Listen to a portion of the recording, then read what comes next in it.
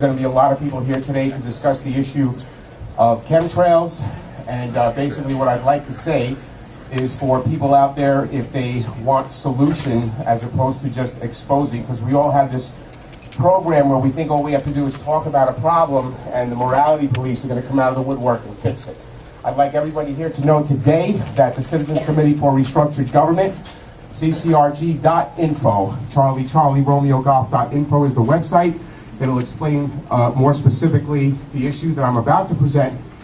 But there is no doubt about it, the Department of Defense is involved.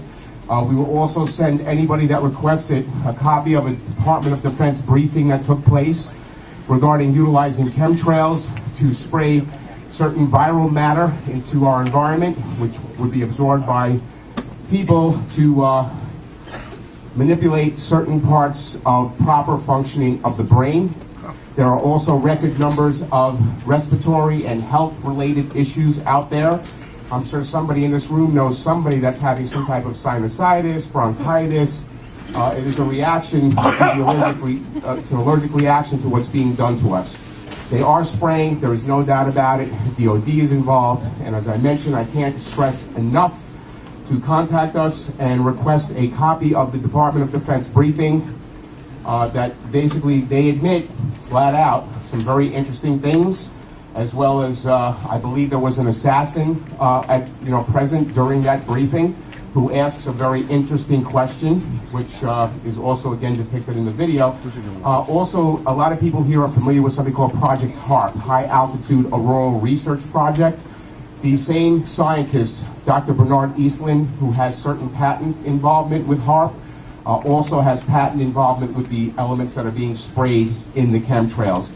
Also, my question is for people to ponder is who has the kind of power to allow jet fuel to be infused with aluminum, barium, and other toxic elements and authorized to refuel airplanes with this toxic substance and spray them systematically all over the world. The two countries that are not being hit are Sub-Saharan Africa and China. What a coincidence. Is not receiving the amount of chemtrail exposure that the rest of the world is. But is it a fact? Yes. Is it happening? Yes. Are people going to get up here today and present all this evidence and information on how it's being done and all these other things? Yes. But I want people to remember that when you want solution to not just the chemtrail issue, we have a way of taking our country off of oil. We can reverse many illnesses through techniques that are not being discussed by the AMA. If anybody here is on fluoride, please look up a case. Dr. William Marcus versus the EPA. Chief toxicologist of the EPA was fired from his job in '96 that exposing that fluoride is toxic. So if anybody wants legal proof that fluoride is toxic, there's the copy of the lawsuit, Dr. William Marcus versus the EPA.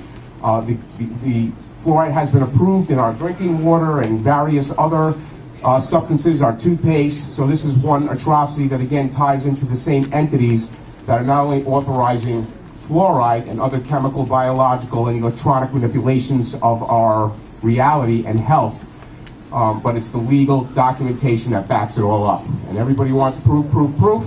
We got all the proof you can imagine. A lot of people here are going to present proof. But when you want solution, I want people to think ccrg.info. Thank you. God bless.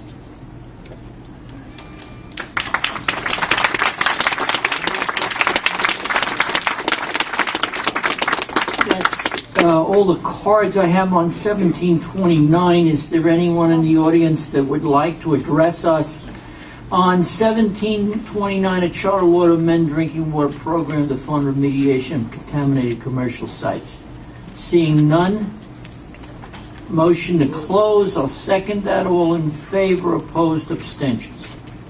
15. Next, IR 1922, a local law to ensure the integrity and eligibility of prescription labels in Suffolk County. And I have one card, Patricia Broadhagen.